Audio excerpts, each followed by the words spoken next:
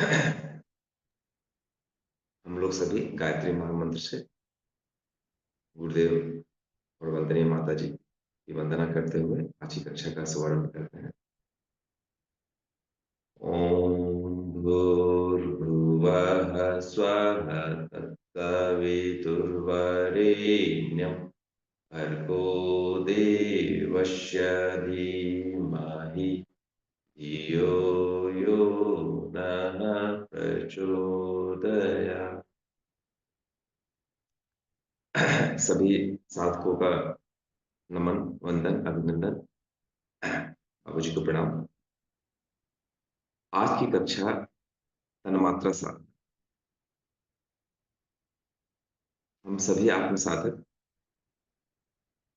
आत्म साधना में निरंतर लगे हुए हैं और महाकाल प्रदत्त साधना है पंचकोश साधना,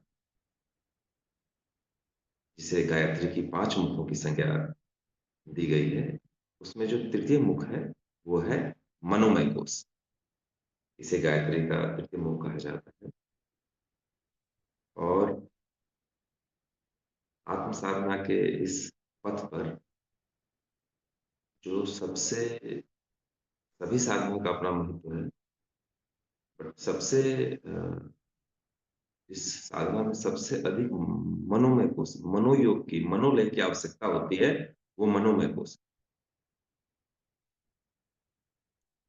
इसको हम कुछ यूं समझ सकते हैं कि अर्जुन जो महारथी थे, गांडीवधारी थे, महाधनुर्धर थे, वीर थे, वो भी ये कहते हैं कि मन को वश करना अत्यंत कठिन है। जैसे वायु को वश में नहीं कर सकते,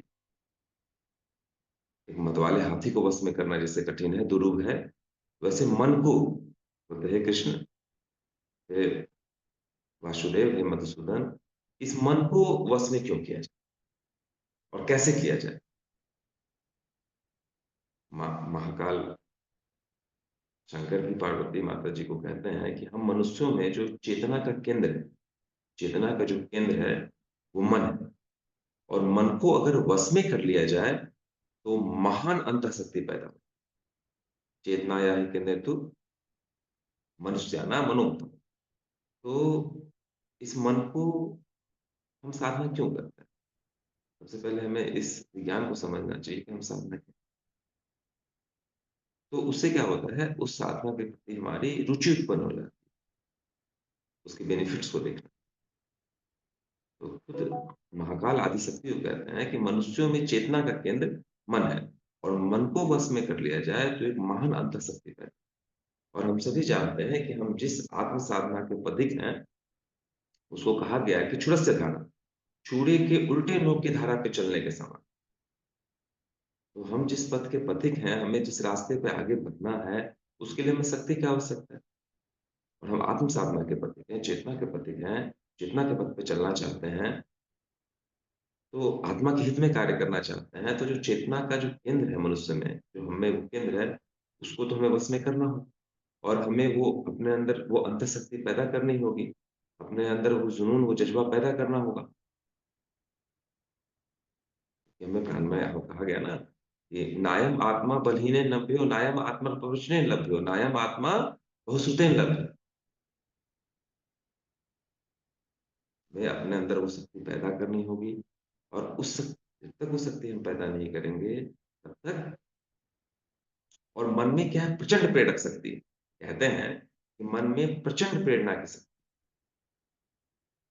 और प्रद्योतनिषद में बताया भी गया है कि ईश्वर जो कलिकाल होगा, जो कलयुग होगा, उसमें ईश्वर प्रेरणा के रूप में आएँगे। तो प्रेरणा के रूप में आएँगे तो कहाँ बैठेंगे? तो वो मन प्रेरक प्रचंड शक्ति का जो प्रचंड प्रेरक शक्ति है, वो तो मन में ही बैठी है ना। तो हम सभी ये जानते हैं और समझते हैं कि मन को वश में करना अत्यंत आवश्यक है। लेकिन मन को वश में करना को दुरूह कार्य बताया गया है, बट असंभव भी नहीं है, इम्पॉसिबल भी नहीं है। तो जब पूछते हैं कि मन को वश में, तो वहाँ गीता में कहते हैं, मधुसूदन कृष्ण कहते हैं कि उसका 2 उसके रास्ते, अभ्यासेन कौन्तेय, और कौन्तेय कुंती के पुत्र थे, कि अभ्यास वैराग्य जो, अभ्यास और वैराग्य से। इस अभ्यास और वैराग्य को हम व्यावहारिक रूप में ये समझें, गुरुदेव लिखते हैं गायत्री महाविज्ञान में कि अभ्यास अभ्यास क्या? तो अभ्यास जो मन को रोकती है। अब मन को रोकने का तात्पर्य यहाँ पे ये ना लिया जाए कि मन को दबाना है। देखिए, मन का भी 2 तरह होता है।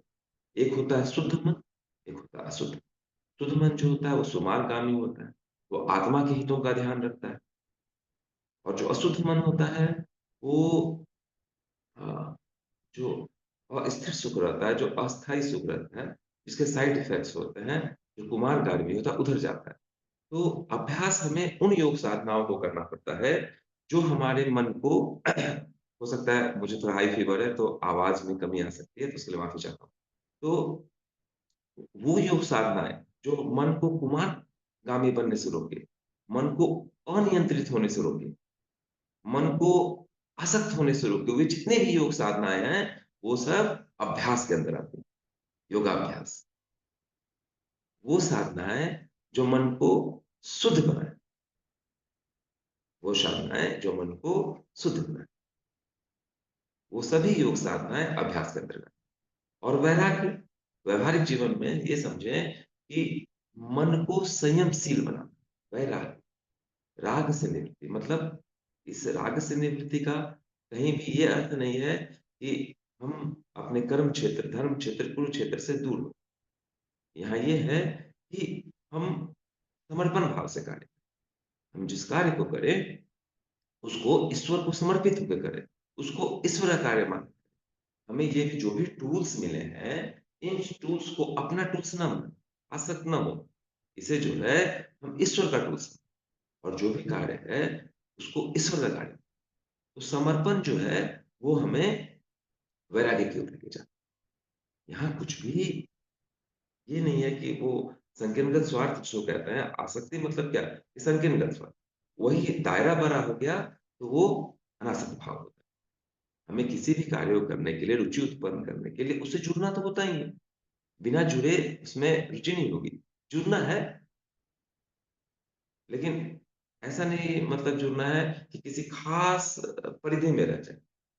जैसे एक पानी है, अगर वो छोटे से दायरे में बहती है तो नाली का रूप लेती है और वही जब बहुत बड़े दायरे में बहती है, गंगा बन जाती है, सागर बन जाता है। तो हमें अनासक्त होना है, आसक्ति से बचना है। तो यही वैराग्य कहलाता है। जैसे मैं अच्छा हूँ, मैं अच्छा हूँ, बहुत अच्छी बात। मैं ही केवल अच्छा हूँ, मैं ही, तो वहाँ बंधने वाली बात, क्योंकि हरि व्यापक सर्वत्र समान। सभी का अपना-अपना रोल है, सभी अच्छे। इस बात को हमें समझना होता है। तो अपने दृष्टिकोण को व्यापक बनाना, अपने दृष्टिकोण को व्यापक बनाना होता है, सबको ड्यू रिस्पेक्ट देना होता है। तो ये सब सारी चीज़ें जो है, ये वैराग्य का लिमिटेड से अनलिमिटेड हो गए, तो आसक्त से अनासक्त हो, ये है। तो ये कुछ हम यूँ समझें कि अगर हम सादा जीवन उच्च विचार, ये वैराग्य। हम सादगीपूर्ण जीवन जीते हैं, अपने आप को सामाजिक बुराइयों से बचाते हैं, अपने आप को लोभ, मोह और अहंकार से बचाते हैं, तो ये वैराग्य है। तो मन को वश में करने के लिए महाकाल आदिशक्ति को 4 उपाय। देखिए, इसमें महाविज्ञान में आप क्रम देखेंगे, तो सबसे पहले ध्यान को बताया, देन त्राटक को बताया और फिर जप को बताया और अंतिम में तन्मात्रा साधना को बताया है गुरुदेव ने। आप क्रम देखेंगे, गायत्री महाविज्ञान तृतीय भाग में, तो सबसे पहले ध्यान, देन त्राटक है, फिर जप है, सबसे अंतिम में। मतलब ध्यान, त्राटक और जप, जब इन तीनों का सामंजस्य बैठेगा, जब तीनों को मिला के करेंगे, तब जाके वो तन्मात्रा साधना हमारी फलीभूत होगी। प्रायः ये होता है कि जब जप कर रहे हैं, जप की पूर्णता के लिए ध्यान और त्राटक को अ, जो मैंने अपने अनुभव से देखा कि ध्यान और त्राटक को अगर हम साधे तो जप में पूर्णता आ जाती है। ध्यान जो है मनोलय योग, गुरुदेव ने मनोमय को सब मनोलय योग कर रहा है, मन को लय करना है। मन को तन्मय मन से संकल्प शिव जो है उसमें शिव संकल्प से तो सबसे पहले ध्यान तन्मयता को ध्यान कहते हैं, किसी भी कार्य को ध्यान से करते हैं। मन को केंद्रित करने का, मन को वश में करने का ध्यान से कहानी शुरू हो जाती है। और वो ध्यान से बताया गया, जब हम कोई अपने लक्ष्य का, अपने इष्ट का शुरू करते हैं, उन पे एक्चुअली क्या होता है, गुरुदेव देखिए बड़ा सरल शब्दों में गुरुदेव बताते हैं कि जो मनुष्य जैसा सोचता है, जैसा करता है, वैसा बन जाता है। तो सबसे पहले बात कहाँ से शुरू होती है? सबसे पहले जो बात शुरू होती है, वो अपने सोच से शुरू होती है। वो सोच हम उस पे केंद्रित होते हैं। जैसे जो देखिए मन निरंतर विचारों का वाष्पीकरण करता है। हर विचार को तो हम नहीं पकड़ते। जिन विचारों को हम पकड़ लेते हैं, जिन विचारों को हम पकड़ लेते हैं, उस पे ध्यान देना शुरू कर देते हैं। और त्राटक को क्या कहा गया? ध्यान जो है त्राटक का ही एक अंग है, या त्राटक का एक अंग ध्यान है। ध्यान जब गहराई में प्रवेश करता है तो त्राटक, तो हमारे मन में निरंतर विचारों का वाष्पीकरण होता रहता है, इच्छाएँ जगती रहती है, उसे किसी खास एक इच्छा को हमने पकड़ लिया, आकांक्षा को उत्पन्न कर लिया। तो जो आकांक्षा होगी उसके हिसाब से विचारना होगी, और जो विचारना होगी उस हिसाब से क्रिया होगी।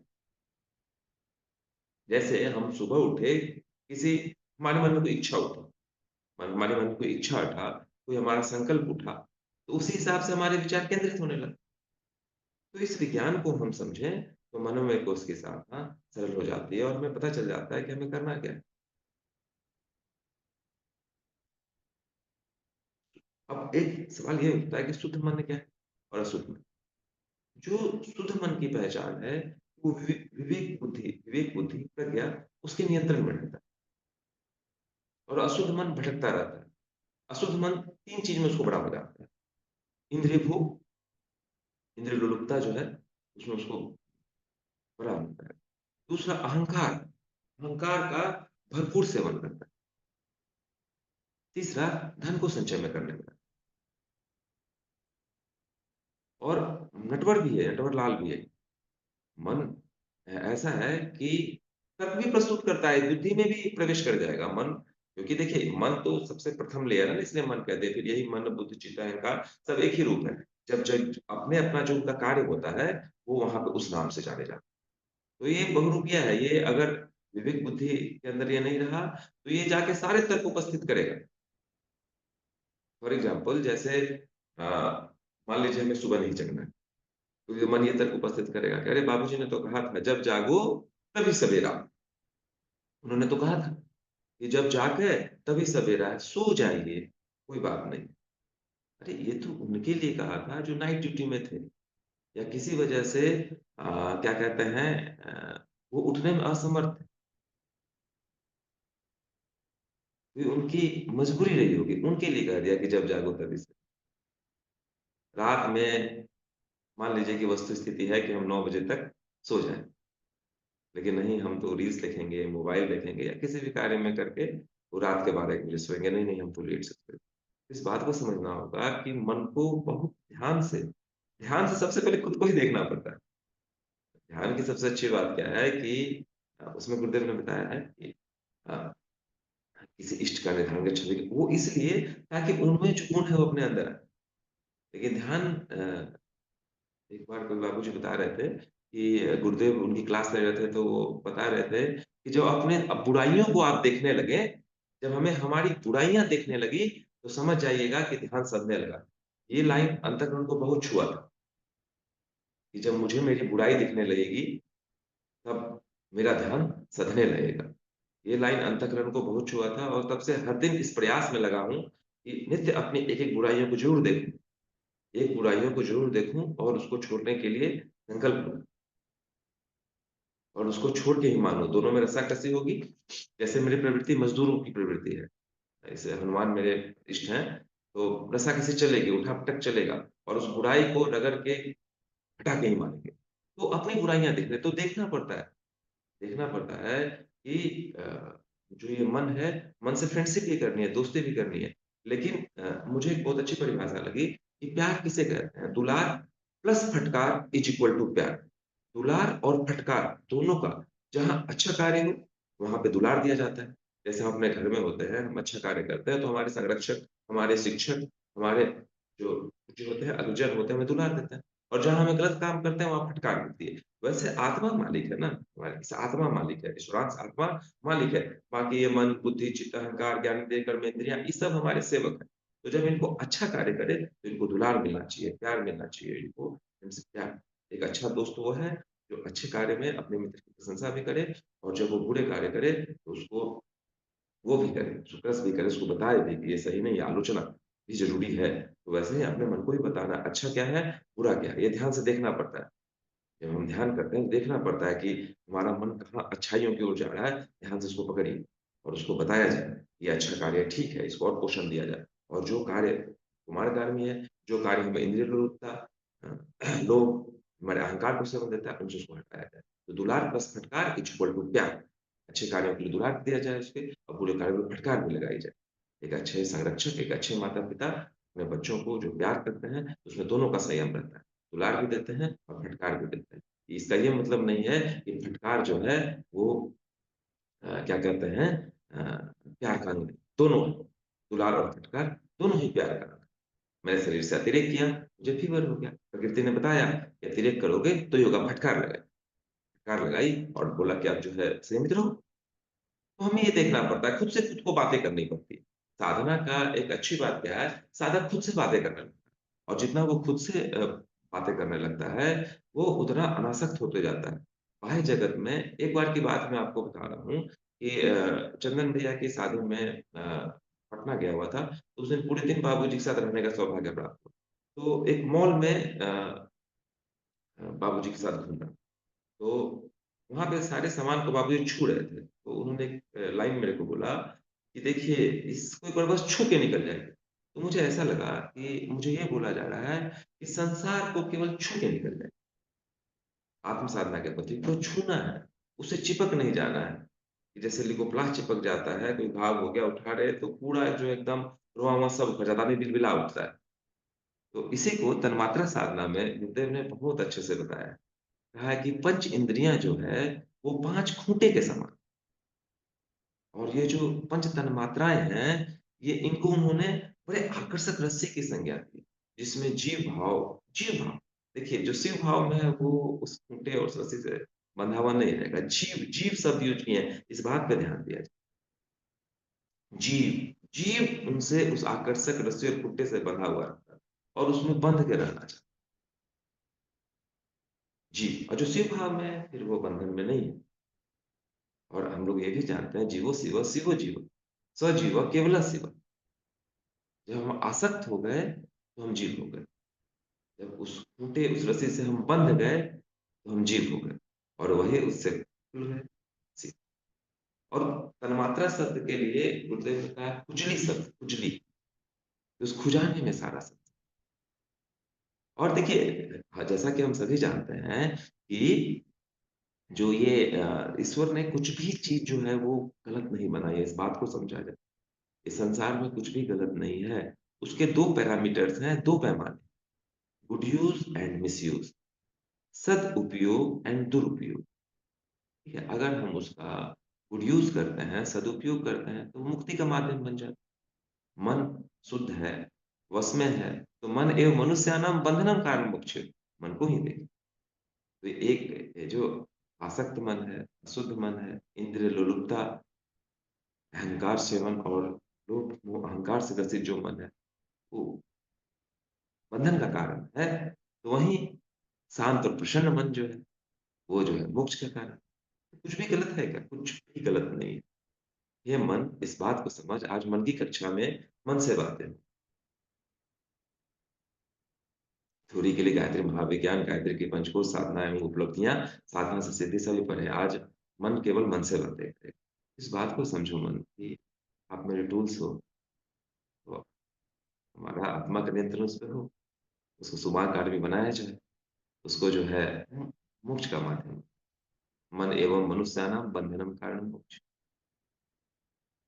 तो सब कुछ अपने हाथ में और इसी बात को कहा गया, मनुष्य अपने भाग्य का निर्माता, नियंत्रण कर्ता एवं स्वामी है। और हम सभी गुरुदेव में आस्था रखते हैं। महाकाल में आस्था रखते हैं, तो ये बात तो सत्य है। तो जो कुछ भी हमारे साथ घटित हो रहा है, हे मन, ये तो हमारा कमाया हुआ, जो बटोरेंगे सो बाँटेंगे, जो बाँटेंगे वही लौट के आएगा। तो फिर किसी से क्या शिकवा और क्या शिकायत? शिकवा शिकायत करने की आवश्यकता ही नहीं, क्योंकि हमने जो बटोरा है सो बाँटा है, जो बाँटा है सो लौट के आता है, ईश्वर का नियम। तो हे मन, क्यों शिकवा और क्यों शिकायत? ठीक है, दाग लग गया उसको छुड़ाएँगे। देखते हैं कपड़ा में दाग लग जाता है।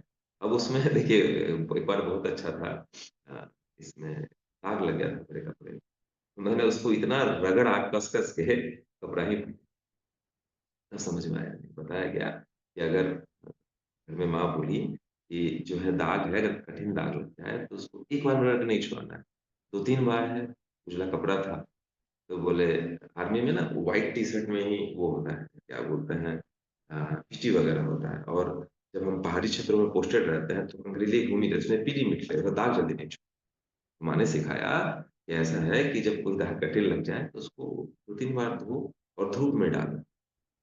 तो वो जो है धीरे-धीरे सूर्य के प्रकाश में वो ठीक हो जाता है। तब समझ में आया कि नहीं कोई कठिन दाग लग गया, तो धीरे-धीरे 2 से 3 बार।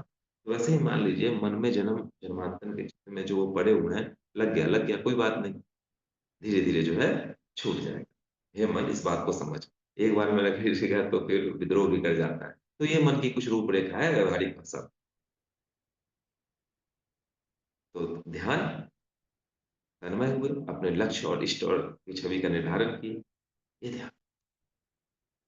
और यही ध्यान जब अंदर और बाहर दोनों तरफ करने लगे, अंदर भी अपने इष्ट को सिया राम में सब जग जाने, जब मेरी हनुमान जी में आस्था है तो मैं सिया राम कहती हूँ।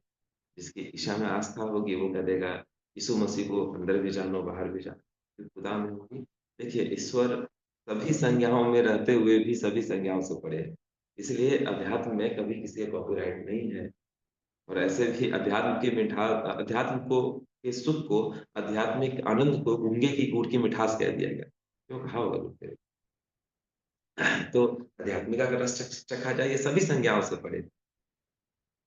भाषा सब ये समझने और समझाने मात्र के लिए हैं।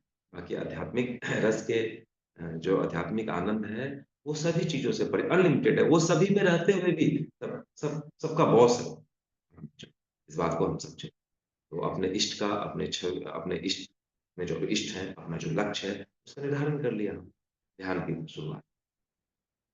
उनकी छवि का निर्धारण किया, उनके गुणों का निर्धारण किया, उसको अपने अंदर देख के जो झार-झंकार था, जो थी सबको बाहर निकाले और उस गुणों को अपने अंदर बिठाया, उनके जैसा हुआ, उनके जैसा अंदर देखा, उनके जैसा बाहर। तो यही ध्यान जब गहराई में गया, अंदर भी देखा, बाहर भी देखा, तब आती है जप की बात। प्रायः यह प्रश्न ज्वलंत हो जाता है कि हम जप कर रहे हैं, हमें लाभ नहीं। अब अपने ध्यान और अपने नाटक इष्ट का, अपने लक्ष्य का, उसका निर्धारण करके जब अपने अंदर और अपने बाहर जब वो चीज़ें आ जाती है और ये तन्मात्रा में हम जाएँगे, जब तन्मात्रा साधना में हम जाएँगे, तो ये स्पष्ट हो जाएगा कैसे होता है ये। और तब जब किसी एक खास भावना पे जब अपना ध्यान केंद्रित हो जाता है, तब वो जप होता है। हमें बताया गया हमें आदरणीय बाबूजी और शिक्षक सेल के द्वारा एक-एक शब्द पे अक्षमालिका उपनिषद में एक शब्द पे कैसे ध्यान के साथ त्राटक किया जाता है। शब्द त्राटक भी होता है। जब योग साधनाओं में हम करते हैं तो एक शब्द का त्राटक, एक शब्द का त्राटक हमें मुक्ति के मार्ग तक ले जा सकता है, लेकिन ये डिपेंड अपॉन अस है कि हम उसमें कितनी गहराई तक गए हैं। क्योंकि जब सब में ईश्वर ही है ना, मिलेंगे ही मिलेंगे। हमें उस गहराई तक भेदना पड़ेगा और उस प्रचंड प्रेरक शक्ति को भेदने के लिए मनोमय कोश की साधना करना पड़ता है। तब ध्यान, त्राटक, जप और अंत में आता है। उसमें हम देखें जो हमारा तत्वों की साधना थी अन्नमय कोश में, देखिए वही आके मनोमय कोश में 5 तत्व थे। तो उस 5 तत्व की जो सूक्ष्म शक्ति होती है ना, वही तन्मात्रा है। जैसे पृथ्वी का गंध, जल का रस, है ना? देखिए उसी की सूक्ष्म शक्ति है और इस सूक्ष्म शक्ति को बनाने का बहुत वो है महत्व। क्योंकि अगर जीव जो आए हैं यहाँ पे अगर उनको आनंद नहीं मिलता, तो संसार सारहीन मालूम चलता। संसार जो है वो सारहीन रहता। इसको बहुत पॉजिटिविटी के साथ बनाया गया है, क्योंकि मन का स्वभाव है सुख लेना। आत्मा आनंद स्वरूप, आनंद लेने के लिए बना है। बस उसमें बाधा क्या होती है? आसक्ति। तो तन्मात्रा साधना से हमें उसी आसक्ति को हटाना होता है, अनासक्त बनना पड़ता है। लिमिटेड से अनलिमिटेड बनना पड़ता है। संकीर्ण गत से विस्तृत बनना पड़ता है। तन्मात्रा साधना का ये उद्देश्य। ये हम जो देखिए कहते हैं ना कि जैसे लोभ मोह का संकीर्ण होता है, और यही विस्तृत, जब यही विस्तृत हो जाता है तो स्वार्थ जो है परमार्थ में हो जाता है। जब केवल केवल और केवल अपना हित हो जाता है तो ये स्वार्थ हो जाता है। और यही जब परिवार का, समाज का, राष्ट्र का, वसुधैव कुटुंबकम का हित हो जाता है तो यही परमार्थ हो जाता है। तो हुआ क्या है? दायरा व्यापक हुआ है। तो तन्मात्रा साधना का हमारा उद्देश्य ये है कि हम अपने दायरे को व्यापक करें। एक किसी खास परिधि में एक किसी खास चीज चिपक गए थे, इस चिपकाव को हटाएं। तो यही जो पंच तत्व थे हमने दिया। पृथ्वी का गंध है, जल का जो है वो रस है, अग्नि का जो है वो क्या बोलते हैं, रूप है। उसी को सब साधना, रूप साधना, रस साधना। आकाश का जो है शब्द है, वायु का जो है वो स्पर्श है। और इन चीजों को जो पंच ज्ञानेंद्रियां, कुछ भी हमें पंच ज्ञानेंद्रियां क्यों क्यों दी गई है?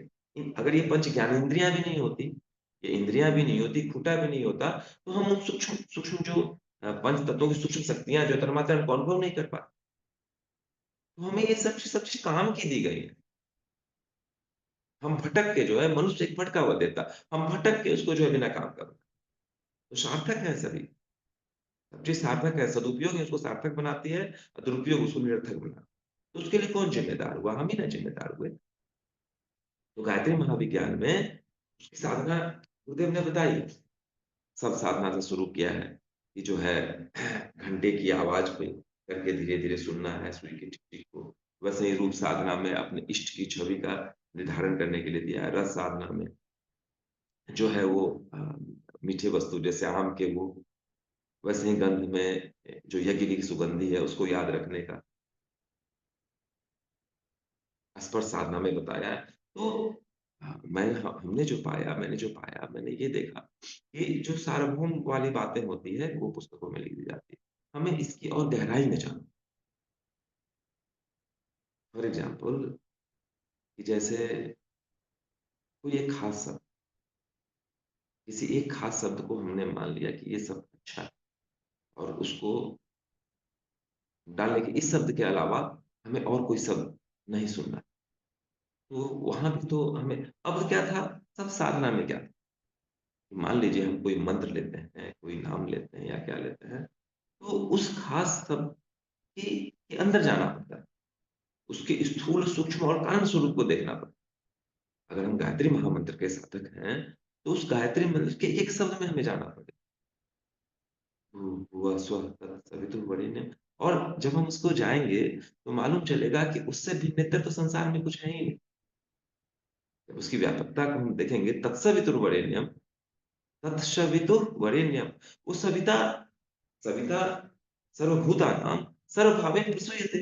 जब सभी भावनाओं के जनक वही है सविता, तो क्या कोई ऐसा शब्द है जिसमें वो नहीं है? कोई भी ऐसा शब्द नहीं होगा जिसमें वो नहीं होंगे। अब हमें वो कला विकसित करनी पड़ेगी कि हर एक शब्द में हम उनको झांकें, हर एक शब्द में उनको झांक के उनको देखे करें। तो इसको मैंने कुछ ऐसे शब्द साधना के रूप में दिया। वैसे ही रूप साधना। अब हम अपने इष्ट की छवि का निर्धारण किया, तो क्या हमने अपने अंदर उसे देखा?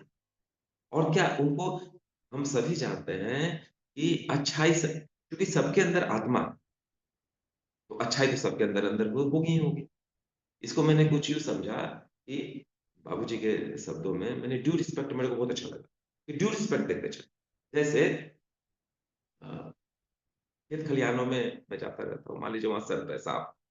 तो जो ये पूरा इकोलॉजी बनाया गया है, जो पारिस्थितिक संतुलन में, साँप का कितना रोल है? साँप चूहा को खाता है, तो अगर खेत खलिहानों में साँप चूहे को नहीं खाए, तो अनाज बचेगा। हाँ, उसको ड्यू रिस्पेक्ट क्या है, जो खेत खलिहान में हम ढूँढ के साँप को मारना शुरू कर दें, चलेगा? नहीं चलेगा। हाँ, जब वो घर में आ जाते हैं तो उनको घर से बाहर कर दें, क्योंकि घर में उनकी जगह है। खेत, खलिहान, जंगल, वन में उनकी जगह है। पारिस्थितिक संतुलन के लिए उनको बनाया गया। तो हे मन इस बात को समझे, नहीं, नहीं साँप के अंदर तो विष होता है, हम सभी साँपों को ढूँढ लें। ये कोई बुद्धिमानी की बात, पारिस्थितिक संतुलन के लिए उनका भी रोल है। तो ड्यू रिस्पेक्ट, संसार में कुछ भी व्यर्थ नहीं बनाया गया, सबका अपना-अपना रोल। और इन सारे रोल में जो इतनी सोचने समझने की शक्ति और क्षमता दी गई है, वो हमें ही दी गई है, मनुष्य को ही दी गई है। मनुष्य ही इतना सोच समझ सकता है और समझ सकता है। और चेतना केंद्र मन, तो हे मन इस बात को समझ, तन में मन से संकल्प से। तो हर एक शब्द के सकारात्मक अर्थों को, जैसे सब साधना में मैंने देखा, मान लीजिए कोई मुझे शब्द बोलता है, तो मैं 2 तरीके से उसका निरीक्षण करता हूँ। जैसे न मुझे कोई बोल दिया झूठा, झूठा बोल दिया, तो मैं अंतःकरण में विचार करता हूँ, क्या मैं झूठ बोलता हूँ? अब 2 बातें हैं, या तो मैं सचमुच में बोलता हूँ, तो ये मन झूठ बोलना अच्छी बात नहीं है, झूठ को छो अब देखिए झूठ और सच का भी बहुत व्यापक पैमाना है, उसमें जाएँगे। अब किस देखिए झूठ जो अहित के लिए बोला है, सच जो कल्याणार्थ।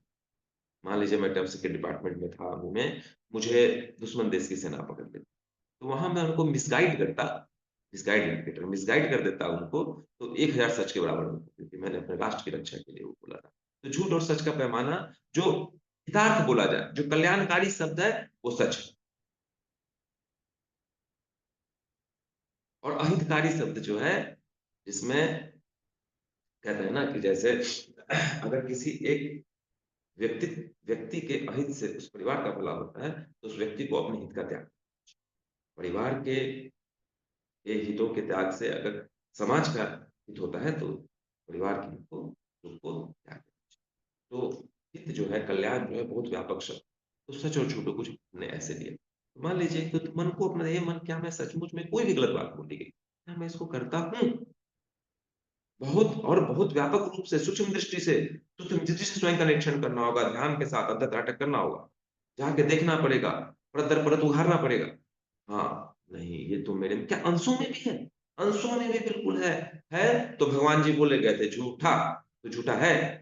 अरे भगवान जी आपको बहुत-बहुत धन्यवाद है उस व्यक्तित्व को, जो कहे भी ना, निंदक नियरे राखिए आंगन फूटी छवाए, बिन पानी साबुन बिना निर्मल करो सुहाए। इतना ग्रेट भगवान आए, उस रूप में आया, मेरे को बोल के चले गए, पहली बात ये। और मान लीजिए वो कमी, ऐसा होता नहीं है, कमियाँ हमारे अंदर बहुत हैं, सुधार निकालना पड़ता है। प्रायः मुझे जो बोला गया, मैंने पाया, उन कमियाँ मेरे अंदर थीं और हैं भी, उसको ढूँढ-ढूँढ के निकालने की आज भी जारी है। और कभी-कभी ऐसा हुआ कि नहीं था, क्योंकि जो आदमी जैसा होता है ना, संसार एक शीश महल के भाँति है, उसको बाहर वैसा दिखाई भी देता है। तो कभी अंशों में मैंने ये देखा कि अगर सामने वाला, अब चूँकि वो जैसा है, करप्ट को बाहर करप्ट ही दिखाएगा। एक्चुअली हमारे अंदर जो रहेगा वही दिखेगा, ये विज्ञान है।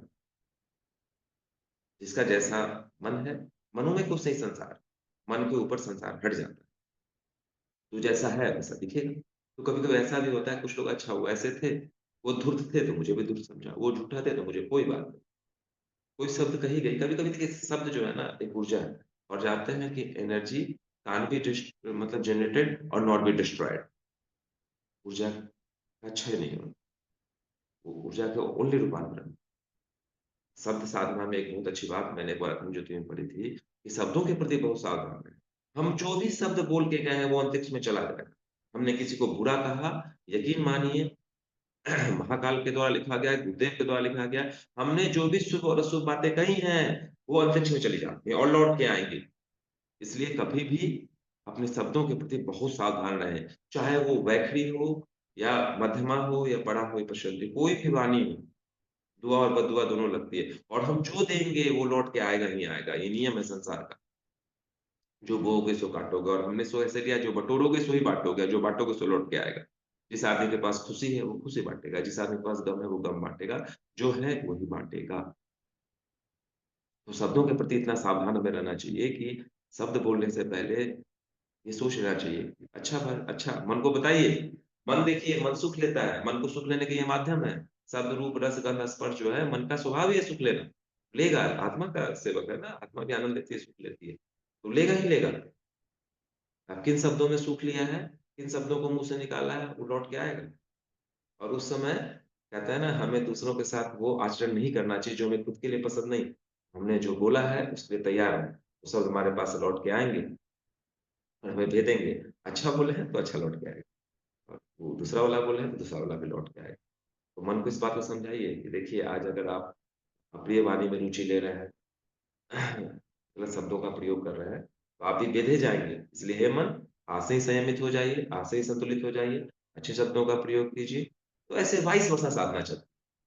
सबसे पहले अपने अंदर देखिए, हमारा क्या है जितना भी इंद्रिय है ना सब बाहर की ओर आँख खुला हुआ, मुँह खुला हुआ, नाक खुला हुआ, लिंग और सब देखिए और वो साधनाएँ जो मन को रोकती हैं, उसको अभ्यास करते हैं। अभ्यास में सबसे बड़ी अभ्यास की ये साधना होती है कि अपने इंद्रिय को अंतर्मुखी बनाना। अंतर्मुखी का तात्पर्य ये है कि अपने अंदर झाँकना पड़ता है। इसीलिए सबसे पहले ध्यान में गुरुदेव ने हमें बताया कि अपने लक्ष्य का, अपने इष्ट का, उनकी छवि का चित्र का मैंने ध्यान और जो हम क्या होता है हम उनके बारे में जब बार-बार सोचते हैं, करते हैं तो हमारी भावना बलवती हो जाती है, वही भावना जप है और फिर हम वैसे ही बन जाते हैं। तो शब्द में कुछ इस तरीके से हमने सब साधना। अब देखिए रूप साधना को जो हमने लिया, वो इस तरीके से कि अब देखिए मान लीजिए कि मेरे सामने एक बार उसमें उपनिषद गंगा की एक कक्षा चलती थी, बहुत प्रभावित करती थी उपनिषद गंगा। तो उसमें अष्टावक्र जाते हैं जनक के दरबार में, तो उनके अंग 8 जगह से टेढ़े मेढ़े थे, अष्टावक्र उनका नाम था। सब हँसने लगते हैं, हा, हा, हा, हा करके सब हँसने लगते हैं।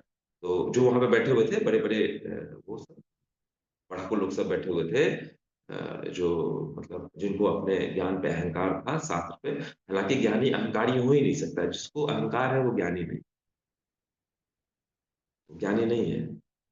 क्योंकि विद्या ददाति विनयम, विद्या विनय देती है। तो अगर जिस दिन हमें अहंकार हो जाता है, हम लोगों को तुच्छ समझने लगते हैं, तो हमें सबसे पहले जानना चाहिए हमने विद्या जो है अर्जन नहीं किया, हमने अपना ज्ञान विकसित नहीं किया। ये डेफ़िनेटली बात जब मेरे साथ ऐसा होता है, तब मैं खुद को अंदर से चाटूँगा। अंदर से भी चाटा मारा जाता है। तो अंदर से खुद को चाटूँगा कि अगर किसी बात का अहंकार हो गया, तो इसका मतलब आप अपने आप को विद्यावान, ज्ञानवान नहीं कर सकते हैं। आप हाँ, वो जो है अनुभवहीन ज्ञान ज्ञान को अनुभव वो बाहर लिखे है कि वो गधा वाला बोझ। तो अपने मन को मैं बोलता हूँ, "तू भी गधा है, तू एकदम 1 नंबर का गधा है।" तभी तेरे अंदर जो है तेरे अंदर विनयशीलता चली गई, तेरे अंदर की विनम्रता चली गई। तो इसको हमने कुछ ऐसे लिया कि कभी भी मन, कर्म और वचन से किसी का अहित ना करें। देखिए, अनजाने में जो गलती हो जाती है, उसको वो माफ़ी के लायक नहीं होता है, जानबूझ के। एक बार मैं यूट्यूब में रील वगैरह देख रहा था, तो उसमें एक बहुत अच्छी बात ज्ञान वाली लगी। उसमें ये बोला गया कि आखिर आज तक रावण के पुतले क्यों जलाए जाते हैं? रावण के पुतले देखिए, पाप होता है, एक अति पाप होता है, एक महापाप।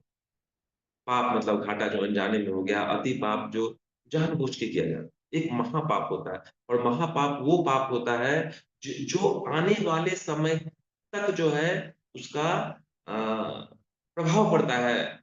क्योंकि देखिए, जब रावण जी जो है वो सीता मैया का अपहरण साधु के वेश में किए।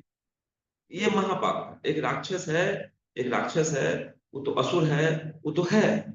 सारी जनता जान रही है कि असुर है, चोर है, डकैत है, नक्सलवादी है, आतंकवादी है, तो करेगा, उसके लिए अपन सिस्टम बना के रखते हैं। लेकिन कोई जो है चोला पहना हुआ ज्ञान ज्ञ ज्ञ मतलब ज्ञान का आवरण ओढ़ा हुआ व्यक्तित्व आके छल करता है, तो उसका प्रभाव पता नहीं कितने युगों तक पड़ता है। इसलिए आज तक रावण को बहुत बात मेरे मन को छुई थी। क्यों रावण बन के सीता जी का अपहरण करता, आपने अपना जो भेष में था तो दिक्कत नहीं था। उसने साधु का वेश, उसने साधु की गरिमा को कलंकित किया था। हे मन इस बात को समझे, हे मेरे मन इस बात को समझे, हम अपने आप को आत्म साधक कहते हैं, हम अपने आप को गायत्री साधक कहते हैं। हे मन इस बात को समझो कि चोला ओढ़े रहोगे ज्ञानी का और कर्म करोगे रावण का। तो ये बात मन समझ मेरे मन इस बात को समझ आप बातें कीजिए। हम बातें करें अपने मन से। हम अपने आप को नित्य कहते हैं, हम गुरुदेव के सच्चे शिष्य हैं, हम आत्म साधक हैं। हम आत्म साधक हैं, हम पंचकोश साधक हैं। हे मन इस बात को समझ। अगर हम कोई भी आचरण अगर गलत करते हैं, तो इसका क्या प्रभाव? हे मन इस बात को समझ, समझ इस बात को। चल दोस्ती करते हैं और आगे बढ़ते हैं, इस बात को मन को समझा। तो जब भी हम किसी के रूप को देखते हैं, तो हम क्या देखते हैं? बहुत बढ़िया, जब पंचकोश साधना में गुरुदेव ने शुरू किया है कि अष्टावक्र का जब वो हँसने लगा हा, हा, हा, हा करके, तो बोले कि यहाँ पे सारे चमार बैठे हुए हैं। चमार इन द सेंस कि जाति सब नहीं है। इन्होंने मेरे चर्म अंगों को देखा, मेरे मेरे इस बाह्य स्वरूप को देखा।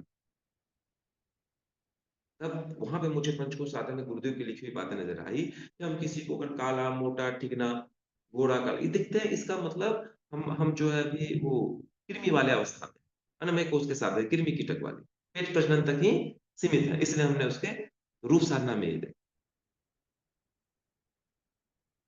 ये हम क्या देख रहे हैं?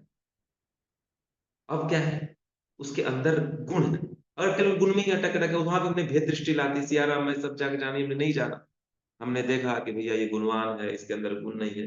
वहाँ भी हम फँस गए, वहाँ भी हम आ सकते। उसके बाद देखिए स्वभाव की बातें आती हैं। क्या हम उसका स्वभाव देख रहे हैं? दुष्ट है कि क्या? देखिए ड्यू रिस्पेक्ट देना पड़ता है। मान लीजिए घर में चोर को उसे डंडे से भगाना पड़ता है, डंडा मारना हमारी ड्यूटी है। डंडा मारना हमारी ड्यूटी है। देखिए, दो तरफ़ा वाइस वर्सा चलेगा, डंडा मारना हमारी ड्यूटी है, लेकिन हम इस बात को भी जाने कोई चोर बना है, तो हम भी चोर हैं। अभावग्रस्त में वो चोर बना है। अगर संसार में सबका पेट भरा होता देखिए ये एक ऐसा चीज़ है, एक एक ऐसा विषय है, जिसमें खुद से बातें करनी होती है। खुद से बातें करनी होती है साधना का पक्ष में। इसमें हम तर्क करें, तर्क लंबा चलता है। हे मन इस बात को समझ, बाहर ये नहीं मिलेगा, खुद से बातें कर। सबसे पहले चोर आया तो डंडा खाएगा ही खाएगा। पुलिस के पास उसको हैंडओवर करना ही करना पड़ेगा। लेकिन क्या उसके लिए हम कितना ज़िम्मेदार हैं? उसको कैसा अपने मन से ये बातें करनी है, तो हमें चोर से घृणा उत्पन्न नहीं होगी। ये चलता है दोनों तरफ वाइस वर्सा कि उसको समय से अच्छी शिक्षा नहीं मिली होगी, उसको समय से अच्छे संस्कार नहीं मिले होंगे। तो अगर कोई चोर है, कोई आतंकवादी है, उसके लिए नक्सलवादी है, तो उसके लिए जितना वो ज़िम्मेदार, रे मन हम भी ज़िम्मेदार। इसलिए बाबूजी कहते हैं, खुद संत बन गए तो क्या बड़ी बात। और तो पहले खुद को आत्म सुधार संसार खुद को बनाना पड़ता है और एक बात को स्पष्ट रूप से समझ लिया जाए, कि अगर खुद को बना लिया ना, तो सार्थक और प्रभावी उपदेश वह है, जो वाणी से नहीं प्रत्युत अपने आचरण से प्रस्तुत किया था। फिर तो आचरण आभा फेंकेगी। आचरण आभा फेंकेगी, लोगों को प्रभावित करेगी और काम हो जाएगा। तो क्या हमने स्वभाव तक ही हम सीमित रहे? या उसके अंदर भी गए? उसके अंदर वो क्या देखे? ईश्वरांश को देखे, आत्मा को देखे? तो हमने ऐसे कुछ रूप साधना को लिया।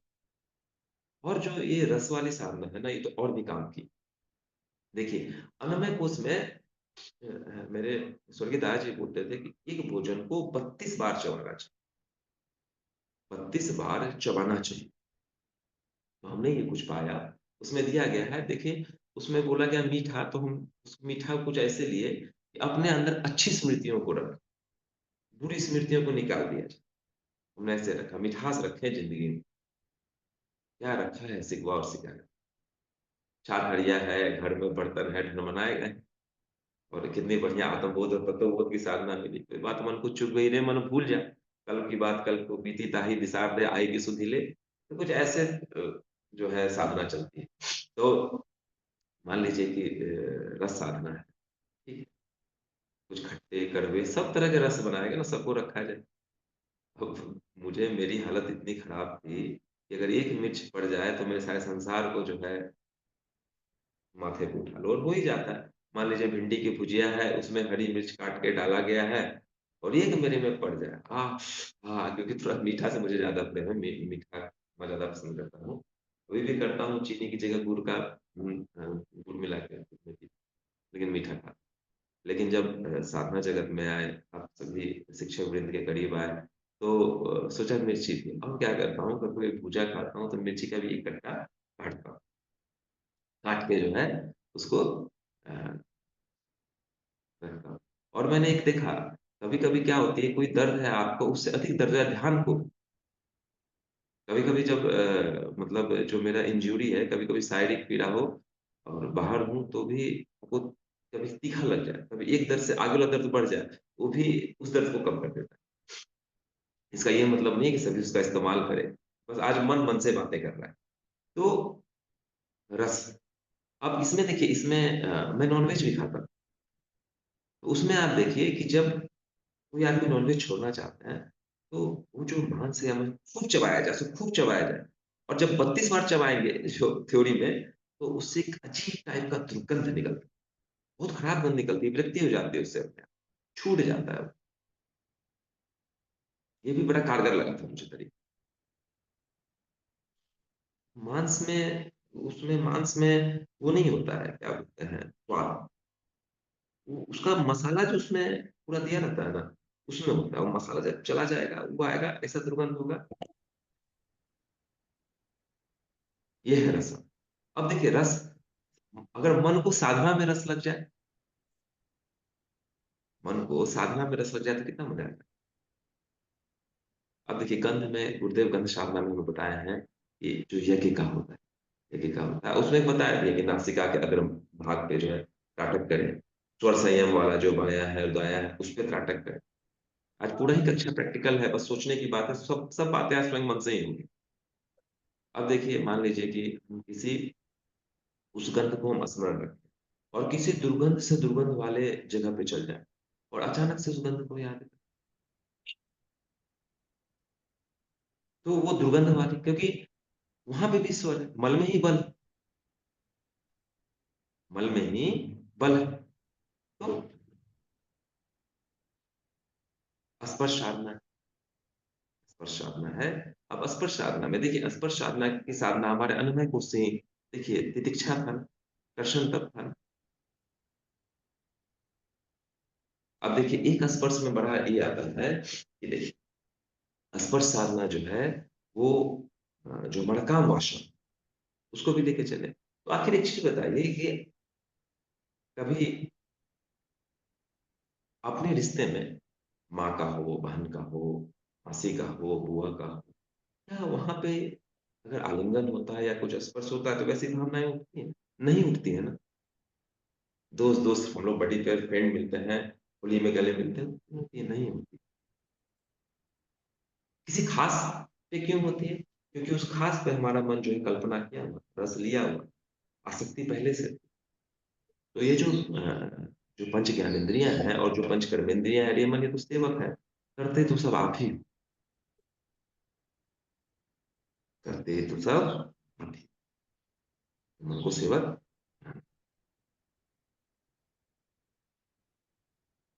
तो इस तरह से कुछ हमने साधना के स्वरूप को लिया है। शब्द, रूप, रस, गंध, स्पर्श को हमने कुछ इस तरीके से जीवन में अपनाया और इस तरीके से मैं अपने साधना को इम्प्लीमेंट जो है करता हूँ मैं अपने साधना। अभी जैसे रूप का ही लीजिए, पता नहीं शायद परिवार का माहौल ऐसा रहा हो या पूर्व जन्म को तो मेरी साधना अभी उतनी बलवती नहीं है कि मैं पूर्व जन्म में झाँक के देख पाऊँ कि मैं क्या था या क्या किया था, मेरे को कुछ नहीं पता वैसी बात है कि मैं क्या था। उतना मेरा अभी अंदर वाला लेंस डेवलप नहीं हुआ, विकसित नहीं हुआ। लेकिन हाँ, इस जन्म को तो जब से मेरी याददाश्त है मैं जानता हूँ, घर में अच्छा माहौल मिला, अच्छा संस्कार मिला, तो मैं देखता हूँ कि जैसे आज तक मुझे कभी काम वासना ने परेशान नहीं। मैं जैसे बाहर निकला, सबके अपने-अपने तर्कस के तीर हैं। जैसे आप सबके अंदर आत्मा को देखेंगे तो भी काम वासना प्रयास, उस रूप लावण्य को देखेंगे कि उसके अंदर की हड्डी को देखेंगे कि उसके अंदर के मज्जा को, कि मल को अपना-अपना। लेकिन मेरे साथ क्या होता है कि मैं जब भी मन में जाता हूँ, तो जैसे माँ की उम्र की है, उसके अंदर माँ को देख लिया, लगती माँ है, मौसी है, बुआ है, बहन है। जो जैसा आकृति दिखा उसमें मुझे रिश्ते का वही स्वरूप दिख गया। तो कभी भी काम वासना वाली कोई परेशानी नहीं, इसके लिए मुझे कोई ज़्यादा जद्दोजहद नहीं करनी। अब ये तो या तो पूर्व जन्म का कमाई हो, लेकिन उसके बारे में कन्फर्म नहीं हूँ क्योंकि मैं पीछे जाके अभी देख नहीं पाया। और इस इसका तो परिवार का संस्कार है, तो इसमें कभी मुझे कोई परेशानी नहीं आई, तो इसका उतना अनुभव मेरे पास नहीं है। बस यही है कि जब जहाँ देखा वो रिश्ता दिख जाता है, माँ का, बुआ का, मौसी का, दीदी का, ये रिश्ता और हो जाता है। उनकी कृपा से सब काम हो जाता है। तो मन इस बात को समझ और मन का काम ही रस लेना है, इस बात को हम समझे, तो मन को साधनात्मक रस में हम लोग लगाएँ और लग जाता है। जैसे बाल्यकाल से ही मुझे सुबह 4 बजे उठ के पढ़ने की आदत रही। उस समय मैं संस्कृत, इंग्लिश, केमिस्ट्री वगैरह जो भी याद करने वाली चीज़ें होती थी, मैं सुबह उठ के याद करता था और मुझे याद हो जाता। तो उस बात से समझ में आया किसी भी चीज़ को अगर अपने इस पे जमाना हो, अपने उसमें तो वो सुबह का टाइम उत्तम होता है। अब बहुत बहुत लोग रात में भी पढ़ते हैं, उनको उस समय अच्छा याद होता है। उस समय उनको अच्छा याद होता हो, उनको उस टाइम भी सुबह मान सकते हैं। मेरे साथ ऐसा हुआ कि सुबह जब मैं याद करता था, मुझे अच्छे से याद हो जाता और अब भी इसीलिए जो भी अध्ययन करना होता है, मैं सुबह करता हूँ और जो मेरी फील्ड ड्यूटी है, जो यहाँ की ड्यूटी है, उसमें भी कभी-कभी अगर कोई चीज़ मुझे बहुत परेशान करती है, परेशान इन द संघर्ष देती है और संघर्ष का अपना मज़ा है। डेली मतलब अगर रूटीन ही काम हो ना, तो जीवन में मज़ा नहीं है। संघर्ष और चुनौती भी जीवन में बहुत मज़ा देती है। संघर्ष और चुनौती नहीं आए, लाइफ का रस है, मिर्ची है, मिर्ची लग गई है, तो उसका भी अपना मज़ा है।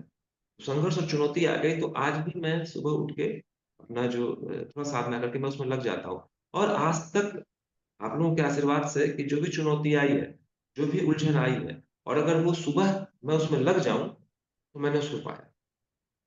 और कभी-कभी ऐसा होता है कि सुबह मुझे समय नहीं अगर मिल पाया हो, तो अब देखिए ना साधना का क्या करना मेरे मन समझ, मेरी प्रवृत्ति मज़दूरों वाली है। तो कभी कोई मुझे गहन बुद्धि अगर उलझ गई है और मुझे सुलझाना होता है, तो मैं घास उखाड़ने लगता हूँ। जाता हूँ पीछे, जो गार्डनिंग है उसमें मैं घास उखाड़ता रहता हूँ। और वो घास उखाड़ते-उखाड़ते मैं इतना तन्मय हो जाता हूँ, कि मैं उस गुत्थी को सुलझा लेता हूँ।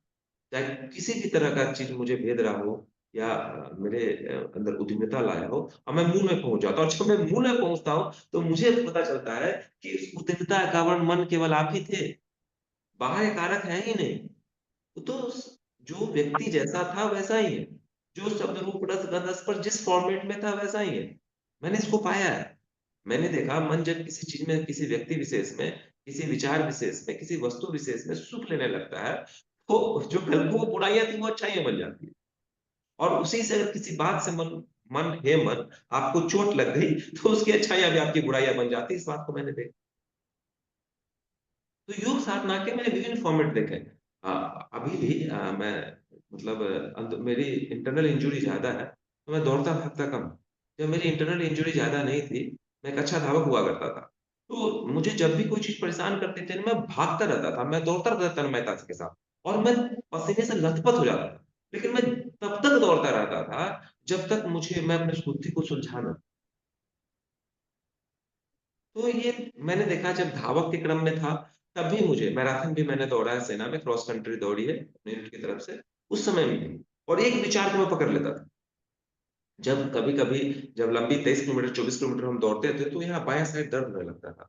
उस समय ना मैंने अपने दिमाग में कुछ मतलब जैसे एक था, चक लैंदे आज मुझे वो था किसी पिक्चर का गाना, उसमें बड़ा जोश लगा था, तो मैं ना उस गाने को घुमाने लगता था अपने दिमाग में। कि आज मोहे चक लेन दे। तो जब मैं उसको बार-बार रिपीट एंड रिपीट करता था, तो मेरा यहाँ पे जो दर्द होता था, वो गायब हो जाता था।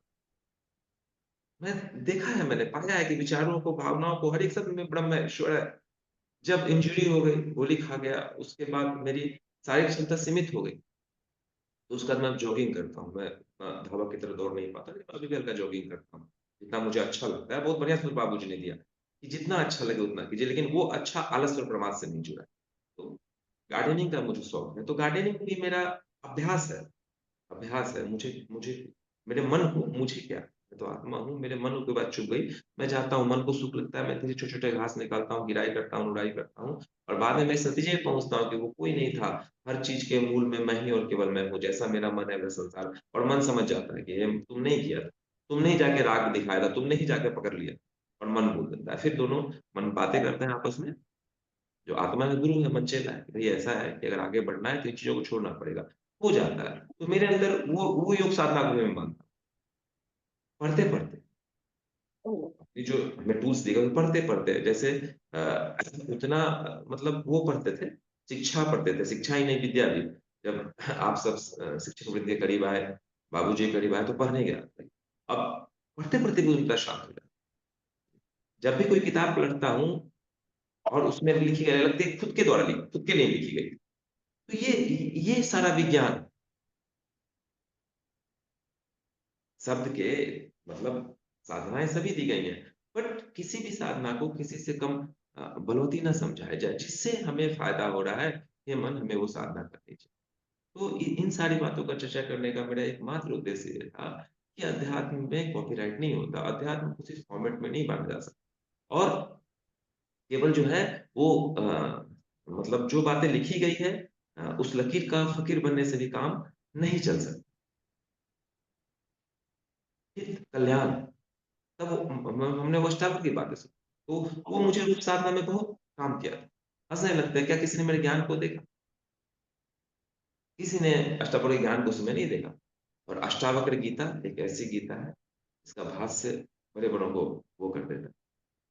तो किसी का रूप देख के कहते हैं ना कि किताब का केवल कवर देख के नहीं, हर के अंदर ईश्वरांश है। सुई का काम हे मन इस बात को समझ, सुई का काम सुई करती है, तलवार का काम तलवार करती है। ना सुई निरर्थक है, ना तलवार निरर्थक। कुछ भी निरर्थक है ही नहीं। कहते हैं कि मोबाइल से लोग बिगड़ जाते हैं और इसी मोबाइल से आज देखिए मैं तो नित्य लाभान्वित होता हूँ। हर दिन जो है अवशिष्ट से लाभान्वित होता हूँ। इतना दूर रह के भी अ, भौतिक कर्म वासना है मेरे में, कर्म वासना है मेरे में। फिर भी जो अध्यात्म का रस चखता हूँ, इसी मोबाइल के माध्यम से चख लेता हूँ ना। जब बिस्तर पे पड़े-पड़े थे, हिल भी नहीं पाते थे, इसी फ़ेसबुक और मोबाइल के माध्यम से ना जीवन में आए आप लोग और सारा कायाकल्प हो। तो कुछ भी निरर्थक है रे मन, कुछ भी निरर्थक नहीं। हे मन, आप शिव संकल्प से युक्त हो। हे मन, आप शांत रहो, आप प्रसन्न रहो। हे मन, आप साधना में रच लो। हे मन, आप आसक्ति से हो। हे मन, आप ईश्वर प्रणिधान में जाओ। अपने मन से बातें की जाए और ये कहीं भी कोई जिरह या उसका वो नहीं है, हे मन। क्योंकि हे मन मैं जानता हूँ, जिस चीज़ में आपको सुख मिलेगा, आप हर एक उन चीज़ों को एक्सेप्ट करो। चाहे वो अच्छी हो या बुरी हो, आपको तो सुख लेने की आदत है। तो हे मन, आप विवेक और बुद्धि के अनुगामी बनो।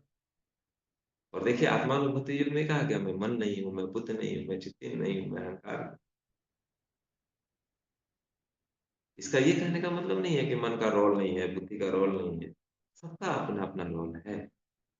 लेकिन बात बस 2 चीज़ पे है, अगर उसका गुड यूज़ होता है तो वो सार्थक होता है, उसका मिसयूज़ होता है तो निरर्थक होता है।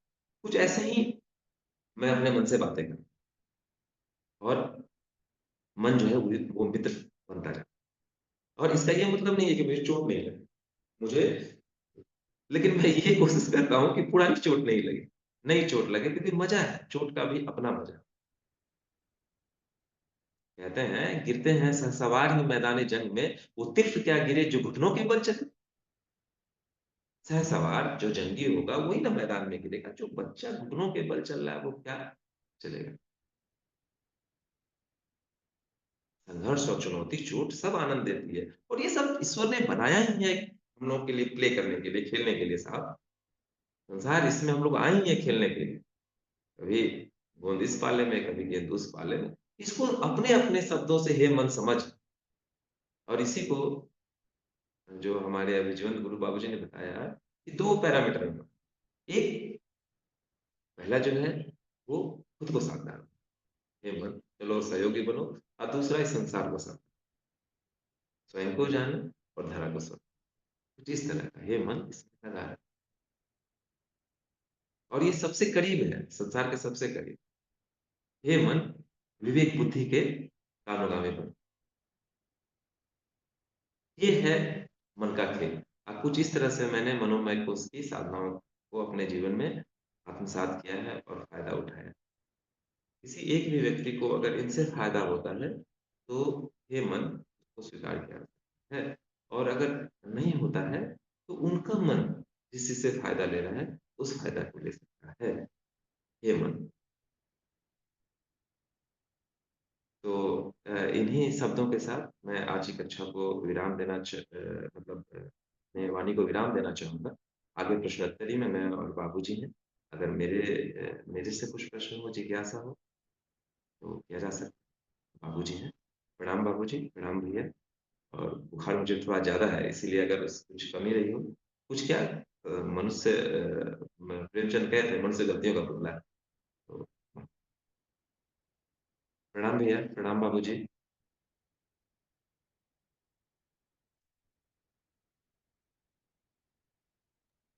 ये बहुत बहुत आभार।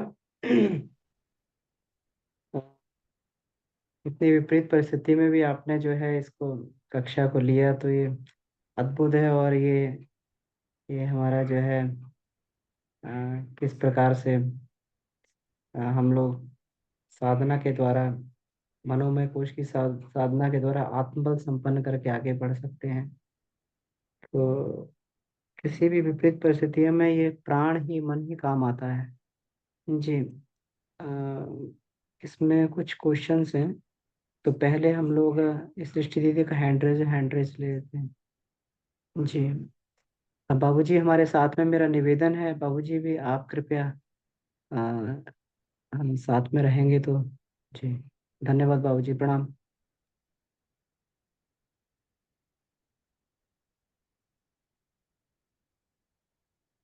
जी।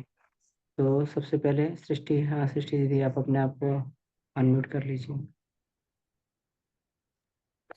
प्रणाम भैया। जी जी प्रणाम प्रणाम। जैसा कि आपने बताया कि श्रावण माता सीता का हरण जब किए थे तो ये साधु के रूप में किए थे। तो इसी का ये दुष्परिणाम है कि अभी के समय में भी लोग साधु संत का ही मदद लेके लोगों को ठगता है। और जो सच में साधु संत होते हैं उन पे विश्वास ही नहीं करता है। जी दी। तो दी, आज मैं मन की बातें मन से करता हूँ।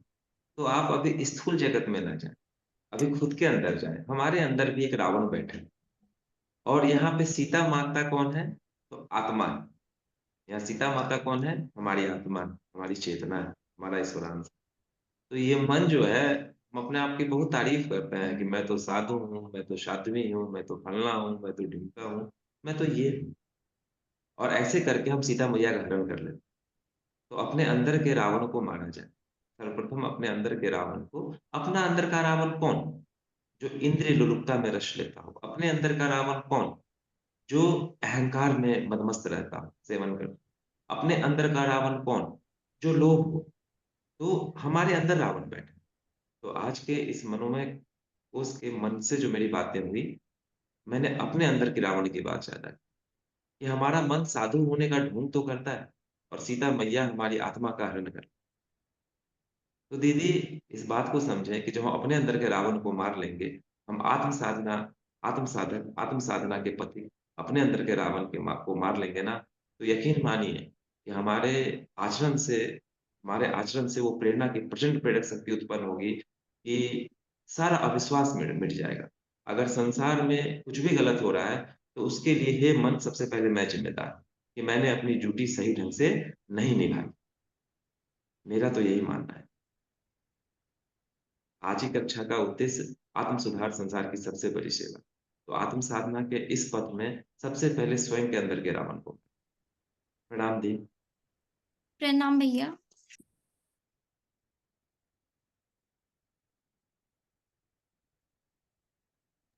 जी भैया। और भी किन्हीं को कोई प्रश्न हो या फिर अपना हैंड रेज कर सकते हैं। जी।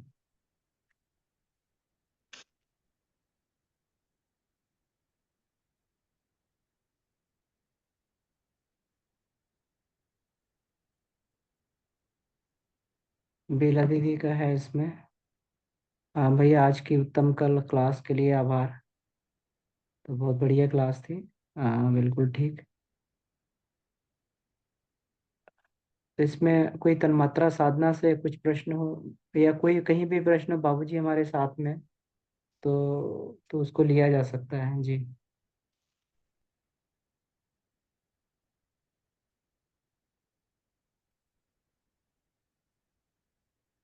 या फिर बाबूजी का आशीर्वाद हमें प्राप्त हो तो।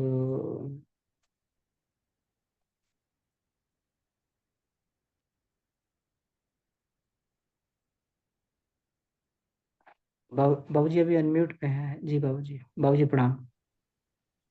देखिए, अभी क्लास में हम देखते हैं जी।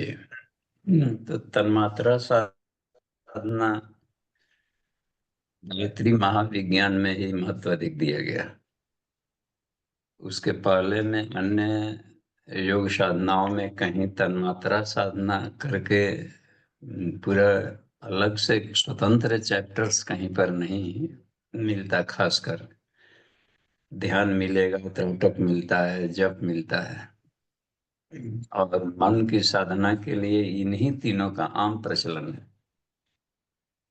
जितने भी साधक हैं जो आत्म साक्षात्कार की दिशा में चलते हैं, किन्हीं भी योग ग्रंथों में भी देखिए उठा करके, तो जप, ध्यान, त्राटक, ये चल तन्मात्रा पर बहुत अधिक गहन चर्चा पूज्य गुरुदेव के सिवा कहीं इतना नहीं मिलता। या गायत्री महाविज्ञान में गायत्री मंजरी को शिव जी ने जो प्रयोग किया, क्योंकि इन लोगों ने भी शिव जी तन्मय मन शिव संकल्पमस्तु जब बात कर रहे हैं कि मन शिव संकल्प में हो और शिव जी महादेव बने, तो और देवता महादेव नहीं कहला है। देवता तो सब है, लेकिन महादेव एक ही घटक बना है इसमें, बात देख रहे हैं। तो महादेव बनने के क्रम में हमको लगता है कि साधनाओं में कुछ अलग क्या किए होंगे शिव जी। अन्य देवताओं से एक अलग साधना इन्होंने जरूर कुछ किया होगा महादेव बनने के लिए। उन साधनाओं में यही मिल रहा है कि एक तो हमेशा वो सुमना में रहते थे, हठ जोगी कहलाते हैं। हाँ कहते हैं पिंगला सूर्य नाड़ी, ठ है चंद्र नाड़ी, दोनों को मिला दिए, यानी सुषुम्ना में रहना। और दूसरी बात की तन्मात्रा साधना पर सबसे अधिक प्रयोग किया था शिव जी ने, और जो अवतारी चेतनाएं आती है उनको भी तन्मात्रा का प्रयोग करना पड़ा। हमने भी अधिक महत्व इसी को दिया है, मन को साधने में, तन्मात्रा को। और किसी भी व्यक्ति की पहचान करनी हो कि यह कैसा है, तो इन पांचों गुणों को देखना पड़ता है इसमें। लड़का का रंग क्या है, रंग रूप देखते हैं। नहीं, शादी विवाह में भी आदमी इसी को देखता है, इन्हीं को, क्योंकि इस मतलब है कि तन्मात्राएं व्यक्ति के व्यक्तित्व को प्रभावित करते हैं। कैसा कद काठी है, रूप है, लंबा चौड़ा, दूल्हा दुल्हन देखते खोजते हैं इस समय। कुछ और भी बोलता है कि नहीं, मान लो कि हाँ सब कुछ ठीक है लेकिन गूंगा है, देखो आवाज शब्द तन्मात्रा देखी जाते हैं। अच्छा बोलता है तो कैसा बोलता है, बड़ा कर्कश बोलता है, देख रहे हैं। और मीठा, काक को मनाने गए तो कहा गया कि काक कोई पिक, काव काव करने वाला भी कोयल की तरह मधुर बोलना सीख जाता है। तो तन्मात्राएं हमारे व्यक्तित्व को बहुत देवताओं के रूप में बदलती है। तो आवाज में भी अपना नियंत्रण ले आने की कला इसमें आएगी। शब्द तन्मात्रा होगा इसमें, रूप कैसा है, कैसा आवाज निकलता है, और भी देखिए गंध भी प्रभावित करता है आदमी को।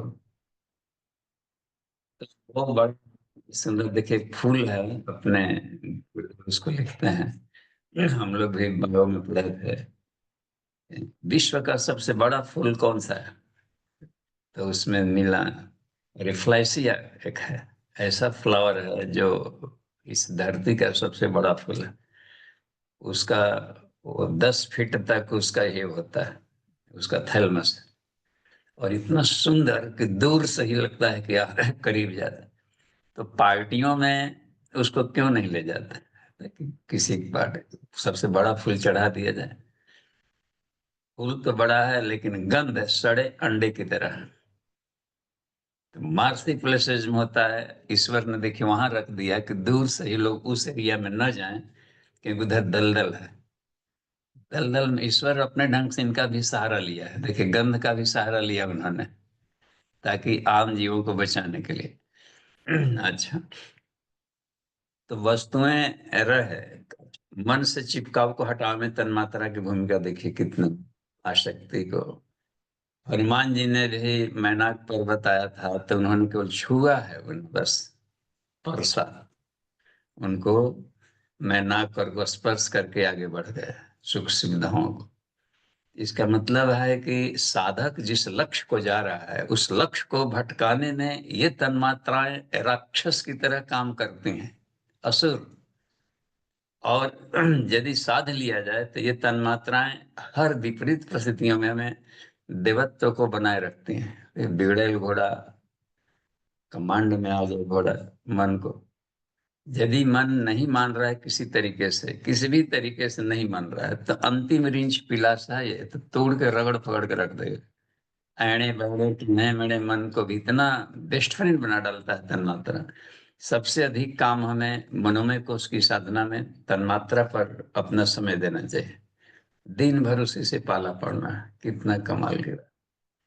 और ये से अच्छा, कोई सिद्धि मिल भी गई, मान ली तन्मात्रा साधना करना है, सिद्धि मिल गई, तो उन सिद्धियों को खैरात में नहीं बांटना चाहिए। किसी भी तरह की सिद्धि हो, खैरात में बांटने मतलब चाहे कहीं भी, क्योंकि उसमें भावनाएं खर्च की गई हैं विपरीत परिस्थितियों को, वितर्क बाधन है, प्रतिपक्ष भावना। जहाँ लक्ष्य में रुकावट आ रही तो रिवर्स गियर लगा दिए, तो रिवर्स गियर लगाने को कहा जाता है तन्मात्रा साधना। जो मन को अच्छा लगता है और खराब परिस्थिति आ गई, मन को बैलेंस करना है, तो उसमें रिवर्स गियर डाल दे इसका। तो ये इतना बड़ा अधिक है, सबने उसका प्रयोग किया है। जो महापुरुष आगे बढ़े हैं तो तन्मात्राओं का प्रयोग किया। और भी देखिए, हम लोग टोलियों में निकलते थे जब गुरुदेव के समय में, तो एक जगह खूब हो रही थी, इतना ठंड था, तब सालों भर प्रवास में ही रहना है, तो बाइक से 10,000 किलोमीटर चले थे मध्य प्रदेश के लिए। तो उसी में पहाड़ियों में कंकड़ में जाना था, और इतना ठंड पड़ गया, कुहासा है, ठंड है, और पहुंचना भी उसी में चलना है बाइक चलाना है। और बाइक ऐसे ही नंगड़ंग गाड़ी होती है, न कोई छांव है न कुछ है, झटका है, हवा है, तूफान है, सब झेलते जाइए। तो उसमें इतना कुहासा, सुबह में ही चलना है। अब आपको जाना है, एक कार्यक्रम खत्म किया, 200 किलोमीटर दूर जाना है, समय पर पहुंचनी है सारी बात। तो इतना कुहासा था कि रास्ता, इतना ठंड था कि हाथ सब सिकुड़ जाते थे, मन एक तरीके से फ्रीड हो जाते थे। अब वहां पर तन्मात्रा का प्रैक्टिकल किया। ऐसे रिवर्स में, क्योंकि लक्ष्य को पाना है, ये उसके चलते ओलाव जला लें, ताप लें, ये सब कुछ उपाय नहीं किए। तन्मात्रा का प्रयोग वहां किए अपने लक्ष्य को पाने में। उनको शरीर, उंगलियां नहीं हिल रही थी, सभी गाड़ी भी चला रहे। तो उसमें हमने इसको मान लिया कि लकड़ी, अब इसको और फ्रीज कर दी कि लकड़ी का बना दिए, ठीक है। और लकड़ी को क्या ठंड लगना, अब उसमें कहते थे हे लकड़ी, तो इसको कर एक्सीलरेटर घुमा ऐसे, अब ये करता था लकड़ी की तरह काम करना। तो विपरीत परिस्थितियों में, और एक जगह ऐसा जगह मिल गया, कहाँ पर कि लोग गांव में नहीं ठहरा, साधु फकड़ लोग है उधर, गांव के बाहर स्कूल था वहीं ठहरा, और पानी ड्राम में लोग भर दिए। ठंड का मौसम, पानी ड्राम में, उसी में नहाना है। भोरे भोरे हमने देखा कि भोरे भोरे पपड़ी बर्फ का जम गया था, वो खुले ड्राम था, ढका भी नहीं। कहाँ साधु लोग है, चपाकल्पना है नहीं, तो वहां पर कहाँ से पानी लाए। तो हमने पपड़ी में, तो पपड़ी से नहाना है तो समझे शरीर ऐसी सिकुड़ जाएगा ठंड में, बाहर रहा। तो वहां फिर तन्मात्रा का प्रयोग किया, जहां पर सचमुच में उसकी जरूरत पड़ रही। तब जाकर अपने शरीर को आग का गोला बनाया, आग का गोला बना लिए इसमें मेमोरी में। इसके बाद उसको नहाए तो बैलेंस कर दिया को, ठीक उसके रिवर्स, ठीक उल्टा प्रैक्टिकल करना होता है करने में। तो उसी पपड़ी वाले पानी से नहाता। हिमालय की यात्रा में एक जगह 1985 की बात है, तो उधर से देते एक जगह कहीं, और सुबह में उषा पान की आदत है गर्म, तो उसी को स्नोफॉल है तो स्नोफॉल को ही खाए, थोड़ा थोड़ा मुंह में लेते थे उषा पान। तब तक बडिंग चलाए, गर्म किए ले गए, पर पानी भी नहीं है। तो ये बड़ा लक्ष्य को पाने में, नहीं तो नीचे आदमी गिर जाएगा, थोड़ी सी कष्ट होता है तो आदमी छोड़कर साधना भाग जाता। हमें हर हालत में आत्मा को पाना है तो पाना है, बस इसी जन्म में पाना ही। तुम क्यों विलम्ब कर, रुकावट वो ऐसा कर रहे, वैसे कर, ठीक रिवर्स गियर लगा दी। टांग खींच रहे हैं लोग, तो टांग खींचा जाता है स्पीड को बढ़ने के लिए, स्पीड बढ़ा दें, तो ये हालत हो गया तो उसका हाथ छूटेगा, नहीं तो रगड़ा कर उसका चमड़े छिलाएंगे, या तो भागो, नहीं तो फिर चलो।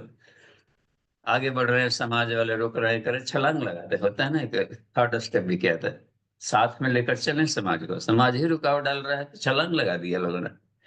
तब ने किया है एकला चलोरे का प्रयोग करिए, नहीं तो संग छद्म संबद्धम संगो मनांसी जानता, साथ में चलो। और साथ ही लोग ऐसे हैं कि रुकावट डाल रहे हैं, सब निगेटिव माइंड मिल गया 2-4, तो उस हालत में क्या करे, छलांग लगा में। बस हमें लक्ष्य को नहीं भूलनी है। सारे संसार भी रुकावट डालता है तो योगी अकेले पा लेता है। बस सबके विरोधी है, सब सारे महापुरुषों ने स्ट्रगल किया है लाइफ में। गुरुदेव ने तो क्लाइमेक्स का स्ट्रगल किया है। तो इसलिए आगे बढ़ने वाले साधकों के लिए कोई बहाना नहीं, बस सीधे इनका चलना, उनके चलते इनके चलते। ये फेलियर्स लोग होते हैं। अपने आप को शानदार बनाना हो तो उसमें तन्मात्रा का प्रयोग करें। हम चाहेंगे कि प्रश्नोत्तरी ईश्वर हो गहन जो लिख करते हैं, इन परिस्थितियों में कैसे क्या कुछ कर लेना है, कहीं अंधों का भी सबका प्रयोग शरीर में, उसका प्रैक्टिकल करके लाभ लिया जाए। अच्छा रूप का ही देखिए, मान लीजिए कि लड़का को हमने नहीं देखा, कैसा दूल्हा है जी, शादी होने जा रही है, नहीं देखा, फोटो देखा से देखा काम चल गया, कहीं और है और उसका देखिए इमेज देख ली, तो एक कल्पना करके आदमी बात बना लिए करने का। और इसके आधार पर तांत्रिक लोग फोटो देख करके उसका अपना प्रहार कर डालते हैं। देखिए कितना काम की बात है। वस्तु कितना हो दूर हो, आप उसके इमेज की कल्पना करके लाभ ले सकते हैं। तो इसका एप्लीकेशन बहुत शानदार है। कहीं पर पानी खिलिंग कर सकते हैं, कहीं से बैठे हुए किसी को कहीं भी, ये कमाल की बात। किसी भी तरह का हमने घातक शब्द आ रहा है, प्रहार किए जाते हैं, ठीक उसका रिवर्स गियर वाला मन ही मन उसके उल्टे प्रहार से उसको काटा जा सकता है। अल्फा बीटा थीटा डेल्टा का प्रयोग किया जाता है। इसके एप्लीकेशन ही इन चीज में काम आएंगे, तभी मन हमेशा हर अवस्था में अच्युत बना रहेगा। ठीक है, धन्यवाद अमन जी, इसमें जो क्लास में है। और किन्हीं जी का बाबू जी हैंडराइज नहीं। धन्यवाद। इस पे हाँ। प्रश्न है, एक चैट में प्रश्न है राजेश पांडे जी का। हम्म। जी बाबू जी प्रणाम। क्या जप के समय नासिकाग्र पर त्राटक किया जा सकता है? यदि हाँ तो किन सूक्ष्म बातों का ध्यान रखना चाहिए? नासिकाग्र पर देखिए, जप का मतलब होता है थॉट। हम लोग देखें हर चीज को हम थोड़ा पराविज्ञान के दृष्टि से देखें। जप कर रहे हैं तो किसी न किसी विचार को बार बार रिपीट कर रहे होंगे, ठीक है। अब जब से नासिकाग्र पर त्राटक कर रहे हैं तो किस उद्देश्य से कर रहे हैं, उसको अब चिदाकाश हमें किसमें देखनी है। तब चिदाकाश के चिंतन बार बार उसमें करते रहेंगे तो जल्दी बात बनेगी। तो हम लोग क्या करते हैं, जो खास मंत्र मिल गया है, खास उसी में केवल फंसे रहते हैं। वो एक एग्जाम्पल है हमें, न कि हमें उसी में फंसे रहना है। अब किसी को नहीं करना है, प्रणाम शब्द बोलना है, प्रणाम ओम भूर्भुवः स्वतः प्रचोद, सब्जी लेने खरीदना है, और नहीं गायत्री मंत्र कर जानते, ओम भूर्भुवः स्वतः। अब क्या देगा, टमाटर देगा कि पालक देगा? हमें तो यह है कि पॉजिटिव माइंडेड, कीप स्माइलिंग, सहजता, पॉजिटिव माइंडेड होना, रिलैक्स रहने को गायत्री साधना कहते हैं, गायत्री मंत्र। तो जो लक्ष्य है और जो यदि वो अच्छा उद्देश्य से हो रहा हो, तो ध्येय न प्रचोदयात हो गया, अपने आप में सन्मार्ग पर चलने वाली अच्छी व्यवस्था है। उसमें मन को बार बार रिपीट करने की प्रक्रिया जप कहलाएगी, और वो गायत्री मंत्र कहलाएगा। देखते प्राण का पॉजिटिव यूज। तो शब्दों के परिधि में हम लोग फंस करके न रह जाए कहीं, बस ये होता है। इसलिए महावाक्य में गायत्री मंत्र भी आता है, अहम ब्रह्मास्मि आता है, सोहम आता है, तत्व सच्चिदानंदोहम, ये जितने भी शब्द महावाक्य कहलाते हैं, या ओम या कुछ भी नहीं, अशब्दम स्पर्शम, हमें ब्रह्म विषय विचार में आनी। ठीक है, उस पर धन्यवाद। जी किन्हीं का खुला है स्पीकर बंद हाँ, कर। सोनाली कुमारी जी, आपका हैंड रेज है। प्रणाम भाजी, सभी साधकों को प्रणाम। भाजी, मेरा प्रश्न गीता से है। भगवान कृष्ण कहते हैं कि दोष दृष्टि से रहित होकर जो भी मानव श्रद्धा युक्त हो वह कर्मों के बंधन से भली प्रकार छूट जाता है। कर्म बंधन से मुक्ति दिलाने की क्षमता योग, ज्ञान योग और कर्म योग दोनों में है। इसके ऊपर वाला लाइन नहीं समझ में आ रहा है, दोष दृष्टि से रहित होकर।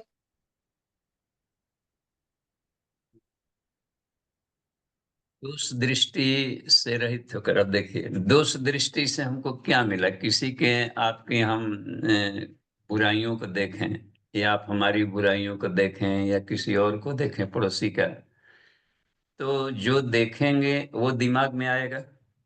जी वो तो जैसा है वैसे ही रहा, लेकिन उसकी खराबियां देखे तो सारी खराबियां हमारे दिमाग में आएगी, तो घृणा होगी। देखिए इसमें तो हमने घृणा खरीद लिया, तो सबसे बड़ा कि अपनी आत्महत्या कर डाले, ये आत्महंता कहलाते हैं लोग।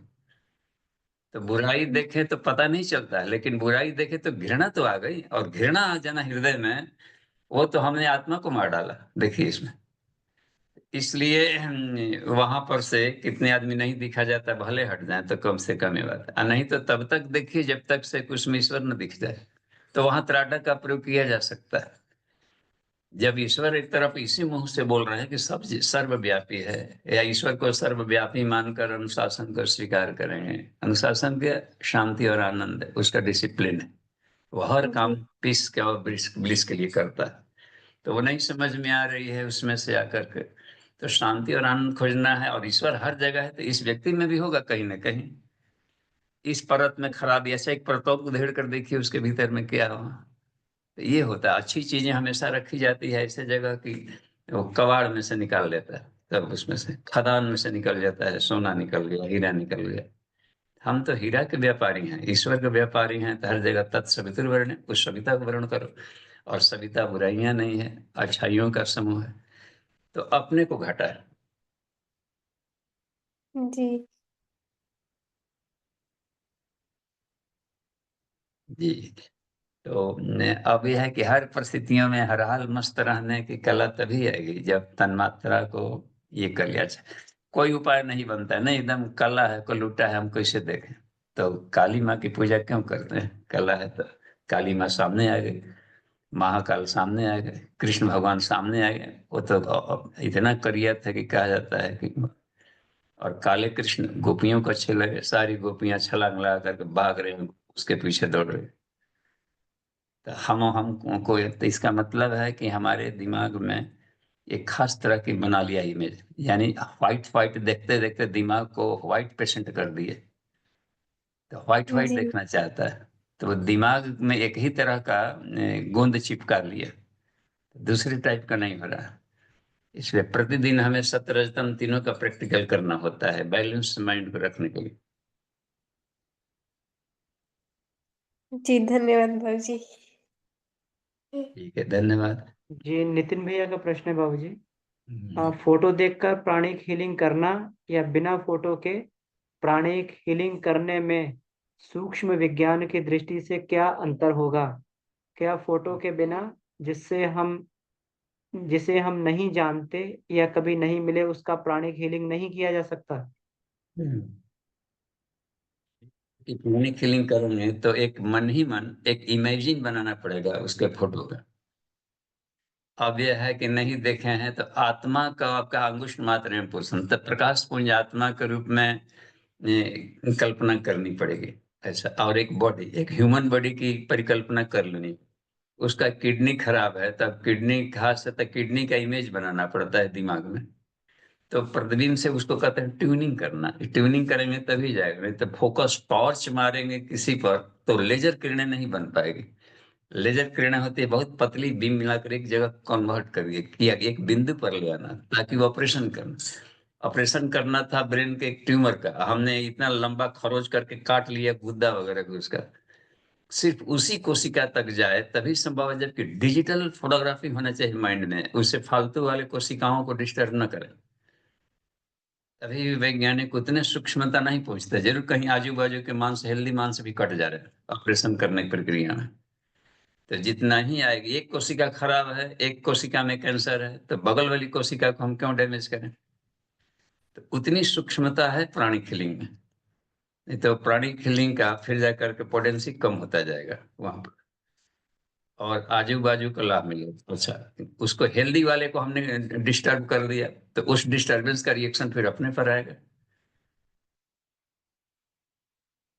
या उस पर भी आएगा। देखिए कितना दिक्कत है। तब ना तंत्र मंत्र का चला जाता है कि वो उसका उन्होंने नजर गुजर टोना टटका कितने घात करके मारा। तो डिजिटलनेस बहुत जरूरी है। फोटो है तो एक नहीं कि फट जाता है जूम करने पर, और एक HD हाई HD वाला फॉर्मेट लिए रिजोल्यूशन बहुत अधिक है तो नहीं फटेगा, कितना बड़ा करें। तो माइंड में जितना ही साफ सुथरा रहेगा, हिलती इमेजें में बढ़िया से फीलिंग नहीं हो पाता। जी जी बाबूजी। माधवी राय जी का प्रश्न है, प्रणाम बाबूजी, मन के भटकाव को कैसे रोकें?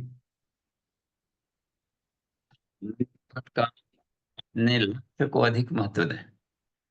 लक्ष्य को जितना ही अधिक इंटरेस्टेड बनाया जाएगा तो कंसंट्रेशन बढ़ता है। फायदा ये है, लक्ष्य तक नहीं पहुंचे तो कितना बड़ा घाटा। तो अधिक से अधिक फायदे लक्ष्य पाने में, उस विषय का जिस विषय में हमको चलना है, मन का जो टारगेट है, और नहीं पहुंचे तो अथाह घाटे दिमाग में रखे रहिए, ढेर सारा घाटा घाटा घाटा। तो ये जो होता है ना, इंटरेस्ट बढ़ाता है, और दिलचस्पी का बढ़ना कंसंट्रेशन को जन्म देता है। तो वो चूंकि कम दिलचस्प है तो मन भटका, छोड़ा, अच्छा कल परसों पढ़ लेंगे, क्या है, इसको पल मजा ले लें। यहाँ मजा लिए तो फिर जीवन भर के लिए सजा मिलने जा रहा है। ठीक है, खाओ, तुरंत जाकर हाँ होने वाली है। तो ये हमें भटकाव को रोकेगा। दूसरी बात है, यथार्थ ज्ञान से भटकाव रुकता है। जहां भी मन गया तो गया होगा, तो उसको अच्छा रोचक लगा होगा या खराब लगा होगा, एक ट्रेजेक्टरी होगा, मन को या तो सुंदर लगा होगा या फिर जाकर मन को डिस्टर्ब किया होगा, उन्होंने ऐसा बोल दिया ऐसा बोल दिया, अच्छा ठीक है। अब आगे देखिए, तो वो जो हमारे लिए इरिटेबल हो या इंटरेस्टेड हो, यदि हम तत्व दृष्टि से देखें, न तो वो हानिकारक है और न चिपकने जैसा है। वो तो ईश्वर है, ईश्वर हमेशा न्यूट्रल ज्ञान में रहता है। यदि लाइट के रूप में हम देखें, यथार्थ ज्ञान की हर चीज एक लाइट के रूप में, तो तत्व दृष्टि से भी भटकाव रुकता है। तत्व ज्ञान से हर चीज रुक जाएगा, चिपकाव पिचकाव सब खत्म होकर के और आनंद में दिखना शुरू कर जाएगा, क्योंकि उसमें अब ईश्वर आप देखेंगे। तो ईश्वर तो देखें, और ईश्वर सर्वव्यापी है, तो इधर ही क्यों देखें, हम उसका उल्टा में भी देखें। इधर ही देखने को कर रहा है तो फिर जाकर के मन को कहा जाए कि तुम अभी अनमिच्योर्ड हो, बस इसमें भी देखो, उसको इनलार्ज करो और थोड़ा सा बढ़ा दो, कहते हैं जूम कर दो, इतना कर दो कि बस हर जगह ईश्वर दिखने लगे, हर जगह राम ही दिख रहा हो, हर जगह बस वासुदेव सर्वमित, ईश्वर की सर्वव्यापक तो कहीं भी, तो फिर जाकर के आदमी सारे संसार में, एक ज्ञानी आदमी के लिए संसार में कुछ भी नया नहीं है। वाव, ऐसा कुछ नहीं है। अभी होता है कि देख लिया तो चिढ़ गया, इसका मतलब कि बालक है, अभी देखा नहीं था, खिलौना देख लिया कहीं से, वाव। और दूसरे को मन को रखना है तो भी खुश हो जाएगा, मेकअप किया है, पेंटिंग, वाव नहीं कहे तो उसको खराब लगेगा कि हम तो वाव करवाने के लिए सब किए थे मेकअप। बड़ा मजा है। तो इस सारे संसार एक क्रीड़ा है, गेम है, अच्छा सा फिल्म है।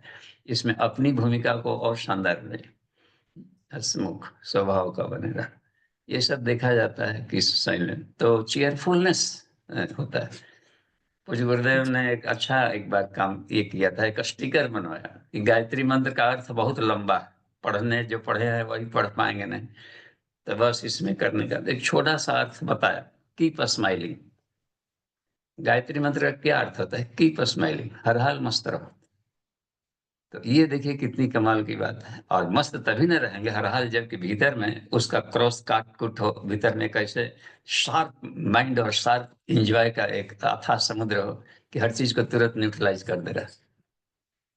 चलिए ठीक है, धन्यवाद। बाबूजी, कुछ बात। जी बाबूजी प्रणाम।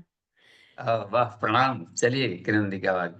बाबूजी, जो मुंडक उपनिषद है उसके अंदर जो एक शब्द आता है तपसा अलिंगात, तो जो अलिंगात है वो लक्ष्य के लिए है या तप से संबंधित है, इस पे कंफ्यूजन हो रहा था। अलिंगात का मतलब होता है बिना जानकारी का प्रैक्टिकल करना। जी बाबूजी।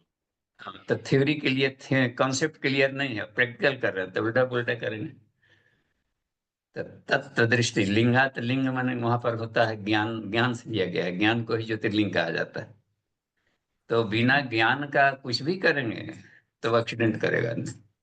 तो अलिंगात तब कर रहे हैं, प्राणायाम कर रहे हैं, कुछ भी कर रहे हैं, जानकारी नहीं है कि बाएं से लेना है कि दाएं से लेना है, सर्दी बढ़ाना, सर्दी बढ़ाने वाला ही प्राणायाम कर डाले तो भी सिद्धि नहीं मिलेगी। तो ये जानकारी होनी चाहिए। बिजनेस में प्रवेश कर रहे, बिजनेस करने कराने का जानकारी ही नहीं है तो बिजनेस डूबेगा उसका।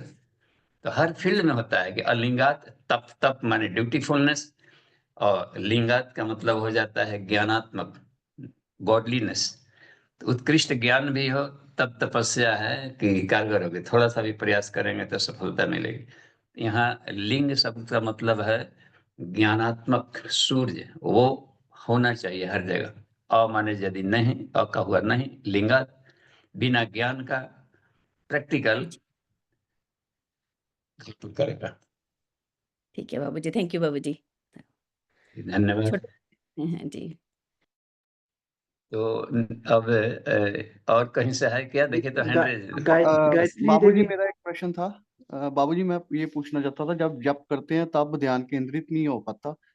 जैसे मतलब अगर हम ध्यान में बैठते हैं तब ध्यान केंद्रित होता है, लेकिन जप के समय ध्यान केंद्रित क्यों नहीं हो पाता? उस समय उसके जितना गायत्री मंत्र के अर्थों पर स्वाध्याय यदि किया गया होगा तो अर्थ के गहराई में जाएंगे तो ध्यान केंद्रित हो जाएगा। या जप का अर्थ है उस जो सब्जेक्ट ध्यान में रखे हैं उससे जुड़ा हुआ उस जप का अर्थ निकालें। गायत्री मंत्र की व्याख्या के लिए सारे वेद वेदांत अपने सारा यूनिवर्स गायत्री की व्याख्या है। तो हम अपने लक्ष्य वाला अर्थ क्यों नहीं लें गायत्री मंत्र से? तो उसमें ध्यान लगने लगे कि गायत्री मंत्र इसको और समीपता रहता है। गायत्री मंत्र तो एक सक्शन पंप है, इष्ट को से भक्त को भगवान से जोड़ने वाला मंत्र है। चाहे जो भगवान हो, चाहे जैसा भी भक्त हो, उनको जोड़ेगा, बुला रहे हैं।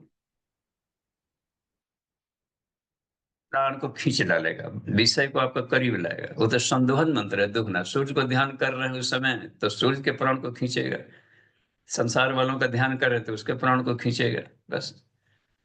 तो मेडिटेशन कहाँ है? उसके प्राण से आपके प्राण को जोड़ेगा।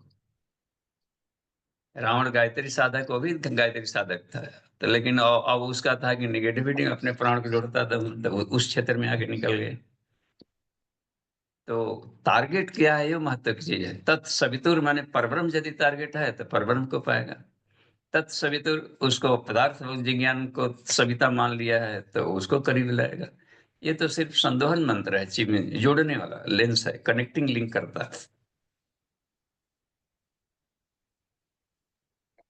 जी बाबूजी, धन्यवाद। धन्यवाद। तो शांति पाठ किया जा सकता है इसमें जी। जी अमन जी, जी जी बाबूजी जी। विष्णु भैया जी। जी इस क्वेश्चन को रखे रहिए बात के लिए। जी बाबूजी प्रणाम, भैया प्रणाम, सभी साधुओं को प्रणाम। ओम शांति शांति शांति।